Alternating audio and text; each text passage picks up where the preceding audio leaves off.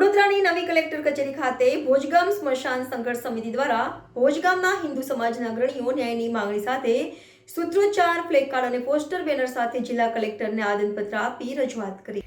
વડોદરાની નવી કલેક્ટર કચેરી ખાતે વડોદરાના પાદરા તાલુકાના ભોજગામના સ્થાનિક રહીશો, ભોજગામ મકાન સ્મશાન સંઘર્ષ સમિતિના પ્રમુખ કિરણ કુમાર સેવાદાસ, મહેન્દ્ર પટેલ તથા ગામના હિન્દુ આગેવાનો મોટી સંખ્યામાં ઉપસ્થિત રહી સૂત્રોચ્ચાર, પ્લેકાર્ડ, પોસ્ટર, બેનર સાથે નિવાસી કલેક્ટરને આવેદનપત્ર આપી ન્યાયની માંગણી કરી હતી।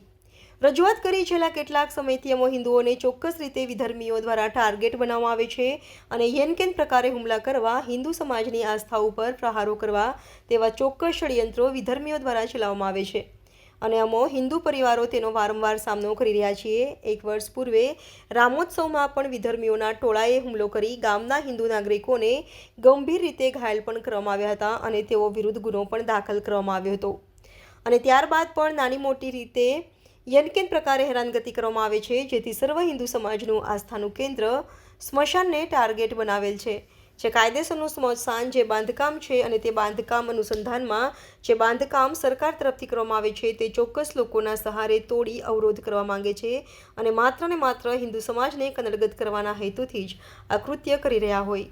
સમાજના આસ્થાનું કેન્દ્ર સ્મશાન તેના ઉપર ખોટી રીતે આક્ષેપો કરી વિષયોનું અર્થઘટન કરી હેતુ બદલી માત્ર નુકસાન કરવા ઈચ્છતા હોય, તેથી આવા તત્વોની અટકાયત કરવામાં આવે એવી માંગણી સાથે સમગ્ર ભોજગામના હિન્દુ નાગરિકો જિલ્લા કલેક્ટરને આવેદનપત્ર આપી ન્યાયની માંગણી કરી હતી। Reporter Rahul Rajput, YNN news, Vadodara.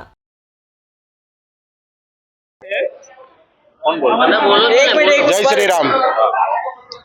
અમે ભોજગામમાંથી આવ્યા છે અને અમારા હિન્દુ સમાજના સ્મશાનના કામથી અમે કલેક્ટર સાહેબને આવેદનપત્ર આપવા આવ્યા છે અને અમારા હિન્દુ સમાજના સ્મશાનને અંદર ગેરકાયદેસર રસ્તો માગે છે અને જે સરકારની ગ્રાન્ટ પ્રમાણે જે કામ થયેલું છે એને બી અટકાવવામાં આવે છે અને એને બી એવું કહે છે કે ત્યાં ગ્રાન્ટનું કામ ના કરી શકો અને ત્યાં અમને રસ્તો આપો।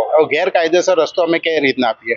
એટલે અમારા હિન્દુ સમાજની ઉપર વારે ઘડીએ અમુક ઇસમોથી ટાર્ગેટ કરવામાં આવે છે અને જ્યારે અમે કંઈક અમારું ધાર્મિક હિન્દુ સમાજનું કામ કરતા હોય તો એને અડચણરૂપ થવાનું, ગમે તે રીતના રોકાવાનું અને ગમે તે રીતના કામ કરવા નહીં દેવાનું, એ રીતના આ લોકોની એક જાતનું એક ન્યુસન્સ ઊભું થઈ ગયું છે અને જ્યારે અમે કંઈક આવું કાર્ય કરતા હોય, ધાર્મિક કાર્ય કરતા હોય તો બી આ લોકો કંઈક ને કંઈક અડચણરૂપ થાય છે।